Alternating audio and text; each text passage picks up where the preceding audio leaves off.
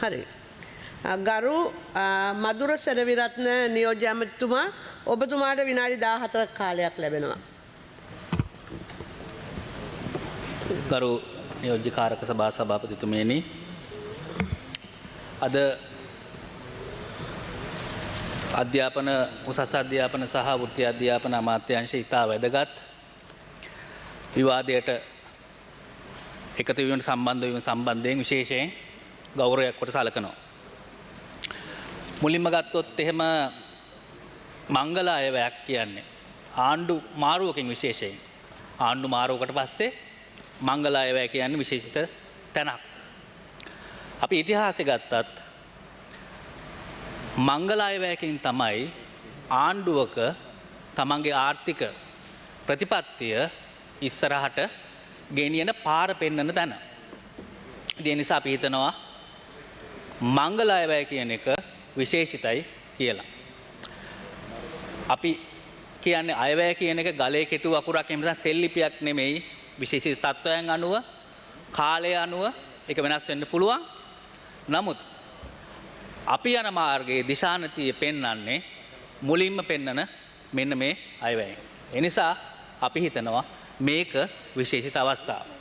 වෙන ආණ්ඩුවත් එහෙම තමයි.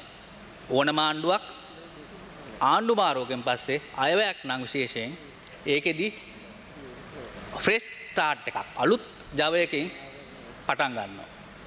නමුත් ප්‍රශ්නේ තියෙන තැන නෙමෙයි. ඒ පටන් ගන්න දේ පටන් ගන්නෙ ඉලක්ක සහගතවද? මාර්ගසිතියම් ඇතුළුවද? රෝඩ් මැප් එකක් එක්කද? ප්‍රායෝගික තලයේද? එහෙම නැත්නම් තිරසාරවද කියන එක මත තමයි මේ මොන අයවැයක් වුණත් ඉදිරියට ගිහිල්ලා ඒක සමාජගත වෙලා ඊට පස්සේ ප්‍රතිලාභ ලැබෙන්නේ. අධ්‍යාපනය ගත්තත් එහෙම තමයි කියලා අපි හිතනවා. ඉතින් අපි ගත්තොත් එහෙම මෙතන කතා වෙච්ච කාරණාවක් තියෙනවා. අවුරුදු 76ක් තිස්සේ අධ්‍යාපනය යම් කිසි මට්ටමක ලංකාවේ තිබුණා කියන කාරණාව. ඔක ඇත්ත. නමුත් 76ක් නෙමෙයි ඊට කලිනුත් අවුරුදු 2000කට කලින් ලංකාවේ පිරිවෙන් පද්ධතිය පටන් ගත්තා. අවුරුදු 1000 ගානකට කලින් අපේ නාලන්දා විශ්වවිද්‍යාලයේ තිබ්බා ඇෆ්ගනිස්තානයේ පහ ශිෂ්‍යයෝ ඇවිල්ලා ඉගෙන ගත්තා. ඒ නිසා මේක ඊළඟට යටත් විජිත කාලෙත් හොඳ හෝ නරක ඒ කට්ටියගේ අධ්‍යාපන විදිහක් තිබ්බා. අඛණ්ඩ අධ්‍යාපනයක් ලංකාවේ දිගටම තිබ්බා. ඒ නිසා මේක 76ක් නෙමෙයි අපේ අඛණ්ඩ අධ්‍යාපනය දිගටම තිබ්බා. කොහොම වෙතත් ඒ නිසා මොන කඩාවැටීම් තිබ්බත් යම් කිසි මට්ටමක අපේ අධ්‍යාපනය පැවතුණා. ඒක හොඳ තත්ත්වයක්. අපේ භූගෝලීය ප්‍රදේශය ගත්තත් අපේ රට විශේෂයෙන් සාක්ෂරතාවෙන් උඩ මට්ටමක හිටියා. මේක තියෙන මේ අඛණ්ඩ අධ්‍යාපන තත්ත්වයන් හැදිලා තිබ්බ නිසා. ඒ නිසා මේ 76ක් නෙමෙයි ඉතිහාසයේ ඉඳලම ආපු කාරණාවක් අපේ ලංකාවේ තිබ්බා. ඊළඟට විශේෂිත කඩුළු පනින්න සිද්ධ වුණා ලංකාවට. එකක් තමයි නිදහස් අධ්‍යාපනයේ විශේෂිත අවස්ථාවක්. මේක තමයි ලංකාවට ලැබිච්ච සෞභාග්‍යත්ම තැන අධ්‍යාපනයේදී කියලා අපි හිතනවා.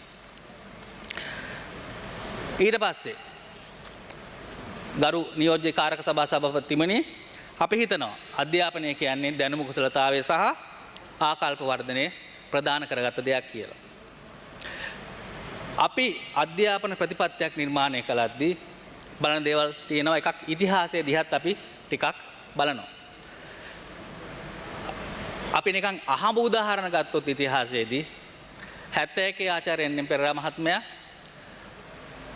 මෙන්න මෙහෙම අයවැය කතාවේදී ඉදිරිපත් කරන අයවැයක් අධ්‍යාපන සම්බන්ධයෙන් මේ විදිහට.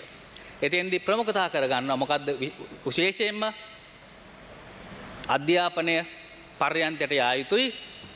ඊළඟට මෙන්න මේ කන්නංගර ප්‍රතිපත්ති ක්‍රියාත්මක විය යුතුයි කියන කාරණාව. මේක සාධනීය දේවල්. ඊට පස්සේ මෙතන තිබ්බේ නැහැ හැබැයි තාක්ෂණීය ඊළඟට වෘත්ති අධ්‍යාපනය තිබ්බේ නැහැ. නමුත් අපි සාධනීය දේවල් සාධනීය විදිහට බාරගමු.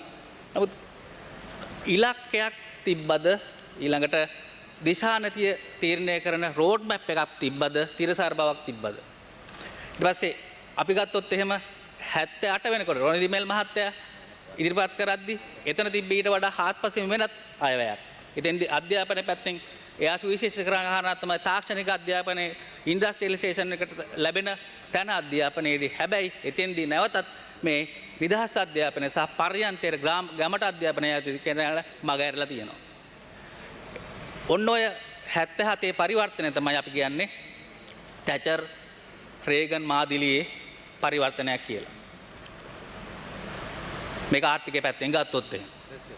ඉතින් මේ පරිවර්තනය ඇතුලේ තව දේවල් ටිකක් අධ්‍යාපනයට සිද්ධ වෙනවා. ඒක ටිකක් හොඳ දේවල් නෙමෙයි.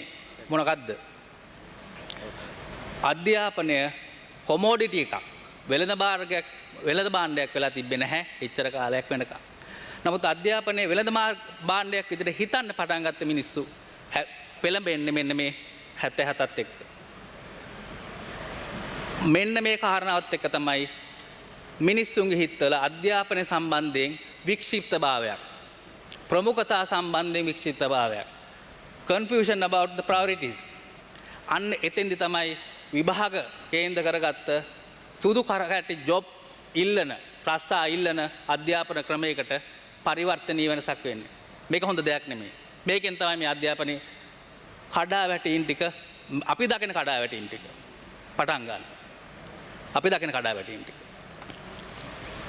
ඊට පස්සේ 2015 විතර අධ්‍යාපනය සම්බන්ධයෙන් කතා වෙද්දී විශේෂයෙන් ICT එහෙම නැත්නම් තාක්ෂණය සම්බන්ධයෙන් කතා වෙනවා. නමුත් තිරසාර බවක් අපිට පේන්නේ නැහැ. ඒකත් එක තමයි මේ අපි මේ ඉතිහාස ගමන් මග ගත්තොත් මෙන්න මේ අධ්‍යාපනයේ අපේ ඉතිහාසයේ තිබ අකණ්ඩතාවයත් එක්ක තිබ්බ දේවල් ඇරෙන්න තිරසාර බවක් නැති, අකණ්ඩතාවක් නැති, සමබරතාවක් නැති අධ්‍යාපන ප්‍රතිපත්තියක් ඇතුළත තමයි අපි මේ හිර වෙලා ඉන්නේ. එතකොට අපි දැන් ඉන්නේ කොතනද? ළමයින්ට ළමා ජීවිතයක් නැහැ. අපි කියන්නේ ළමයා කියන කෙනා පොඩි වැඩිහිටියෙක් නෙමෙයි. Child is not a small adult කියලා කියන්නේ. අපි කියන්නේ ළමයා. එතකොට ළමයාට සුවිශේෂී සමාජ අවස්ථාවන් තියෙනවා. ළමයාට සුවිශේෂී සංස්කෘතික අවස්ථාවන් තියෙනවා. ඉතින් ඒ ළමා කාලේ ළමයාට දෙන්නේ නැති අධ්‍යාපන ක්‍රමයක් තමයි මේ අවස්ථාවේදී තියෙන්නේ. විභාග බර ළමයා විභාග බර. ඊට පස්සේ ළමා කාලේ Taman අහිමි වෙනවා. Tamanගේ යාළුවන් සමග ගත කරන කාලේ Tamanගෙන් අහිමි වෙනවා. මේ කාලයත් එක්ක මෙන්න මේ සමාජ ක්‍රමය ඇතුළත තමයි ළමයා වැඩිහිටියෙක් වෙන්නේ. එතකොට පුරවැසියෙක් වෙනකොට එයාගේ තියෙන ආකල්ප, අපි කියපු ආකල්ප ඊළඟට එයාගේ තියෙන දැනුම වර්ධනය වෙන්නේ මෙන්න මේ ළමා කාලේ ගත කරපු විදිහේ. ඉතින් පෞරුෂය සම්බන්ධයෙන් සෑහෙන ගැටලු තොගයක් එනවා. තනිව තීරණ ගැනීම, ස්වාධීන තීරණ ගැනීම අපි කියනවා soft skills. නැතිකොට සමාජයට එළියට එන ළමයා එළියට එන්නේ තනි පුද්ගලයෙක් විදිහට. මේක හරිම අභාග්‍යයක්. ඉතින් අපි මෙන්න මේ වෙනස්කම් කළ යුතුයි. කවදා හරි තැනකින් අපි පටන් ගන්න ඕන. ඉතින් අපි කරන කාරණාවක් එකක් තමයි මෙන්න මේ විදිහට. විශේෂයෙන් ගත්තොත් එහෙම උසස් අධ්‍යාපනයේ ගෝලීය රැකියා ජනනයේදී උසස් අධ්‍යාපනයකට අපි මාරු වෙමින් පවතින්නේ. අපි කතා කළේ නැහැ කවදාවත් හියුමන් කැපිටල් එකක් ගැන, මානව ප්‍රාග්ධනයක් ගැන. අපි මේ අධ්‍යාපන ප්‍රතිසංස්කරණ ඔස්සේ ලංකාවේ තියෙන ලොකුම හොඳම මානව ප්‍රාග්ධනය අගය කිරීම මේ අධ්‍යාපන ක්‍රමය තුළින් හදලා ශ්‍රම විභජනය ඇතුළත ලොකු ශ්‍රම හමුදාවක් ලංකාවටත් ජාත්‍යන්තරයට දෙන අධ්‍යාපන ක්‍රමයක් අපි මේ ප්‍රතිසංස්කරණ ඇතුළේ අපි සිද්ධ කරන බව අපි කියන්න කැමතියි. ඒ වගේම තමයි අපි ශ්‍රමය මූලික කරගෙන එහෙම නැත්නම් ශ්‍රම හමුදා මූලික කරගෙන විතරක් නෙමේ පෝෂණය විය යුත්තේ. ළමයෙක් කියන්නේ පුරවැසියෙක්. පුරවැසි වගකීම්, පොදු වගකීම් ටිකකුත් තියෙන සමාජයක් හැදෙන්න ඕන. ඒක හැදෙන්නේ කොතනින්ද? ගරු මුලස්වනාරුඩ කාර්යසභා සභාපතිතුමනි මුල් ළමාවෙන් පටන් ගන්න.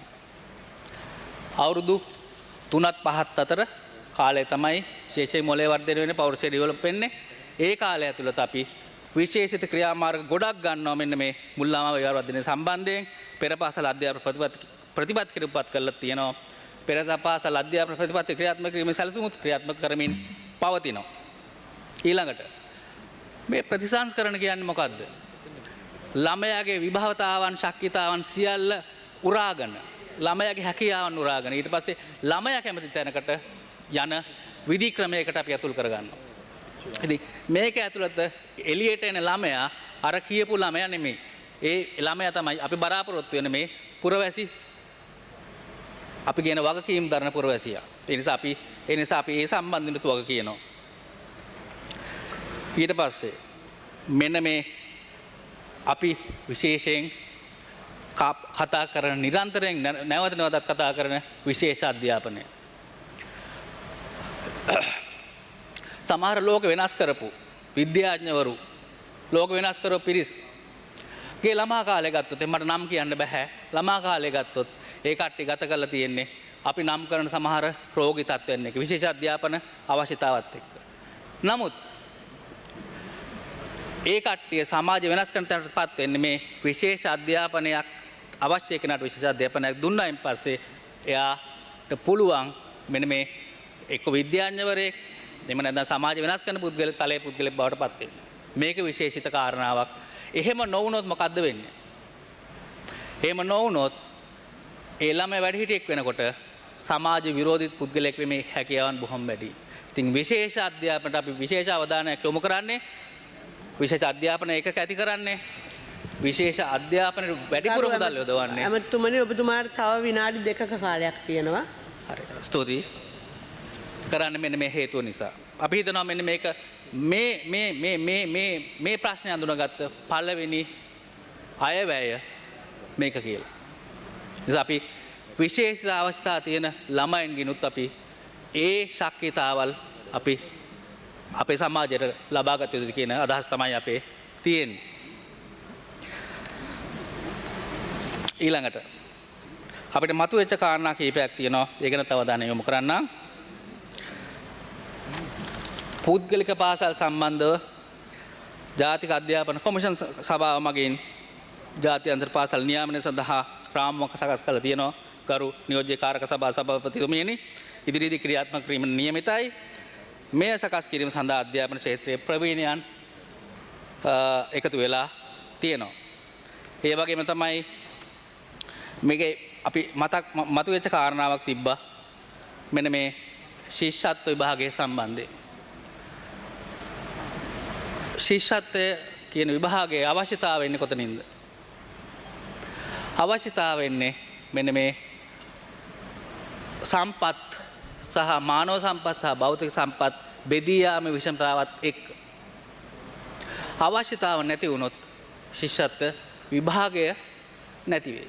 නමුත් මේ මොහොතේදී අපි ඉන්නේ මෙන්න මේ වෙනස් වෙන ට්‍රාන්සිෂනල් පීරියඩ් එකේදී ඒ පීරියඩ් එක ඇතුළත අපි ශිෂ්‍යත්ව විභාගයේ පැවතෙයි. යම් කිසි මොහොතකදී සම්පත් මානව සම්පත් සහ භෞතික සම්පත් සියල්ල පර්යන්තයට දී ගන්න පුළුවන් යම් කිසි අවස්ථාවකදී මෙන්න මේ අවස්ථාව ඉක්මනින් එළඹේ කියලා බලාපොරොත්තු වෙනවා. එතකොට සමාජයේ විසින්ම මේ ශිෂ්‍යත්වයේ කියන අවශ්‍යතාව නැති. ගරු මන්ත්‍රීතුමා ඔබතුමාගේ කාලය අවසන්. ඉතින්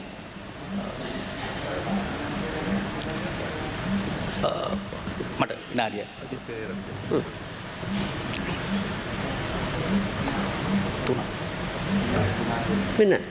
විනාඩි 3.